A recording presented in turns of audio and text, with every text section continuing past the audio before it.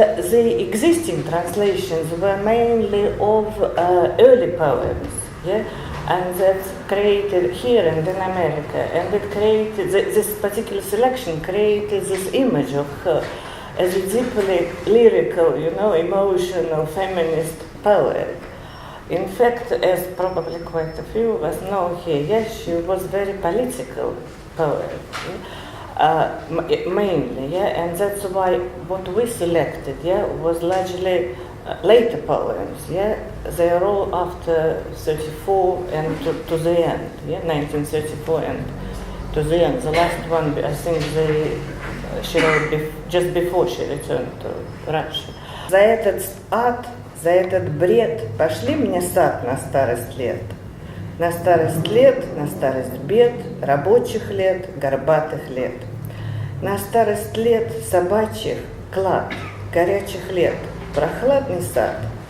Для беглеца мне сад пошли, без ни лица, без ни души. Сад ни шажка, сад ни глазка, сад ни смешка, сад ни свистка.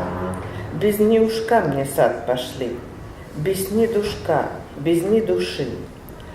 Скажи, довольно муки, на, сад, одинокий, как сама.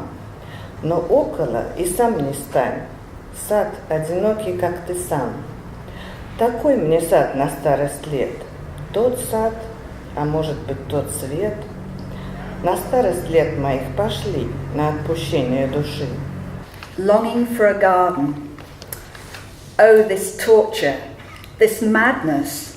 Send me a garden in my old age, for my old age to soothe my troubles, all the years of toil, the hunched up years, for the long years, my hellish burning years.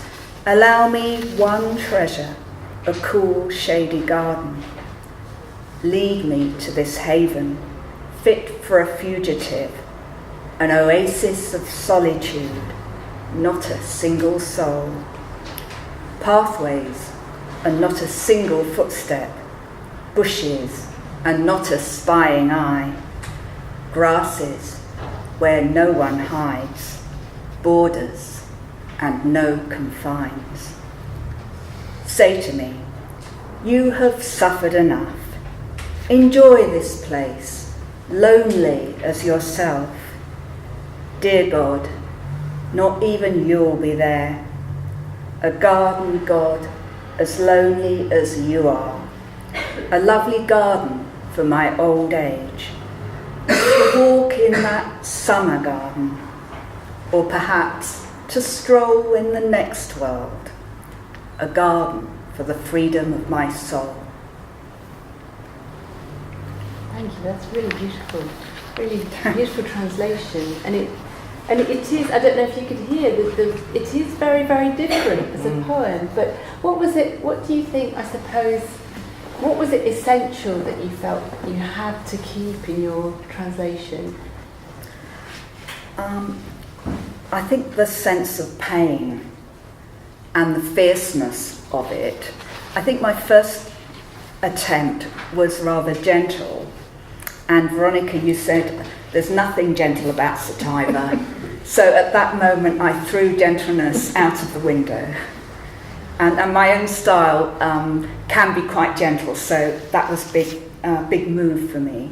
Has it affected your own poetics, doing Tsvetaeva with such depth? All I can say is I hope so. It's quite difficult to take influence, I find, from other poets. I'd love to take influence from so many admired poets, and you wait for it to happen. But I think what I'd like to have taken from her is this sense of experiment, because she's quite a modernist poet in a way, but an emotional one, and I think that combination is brilliant.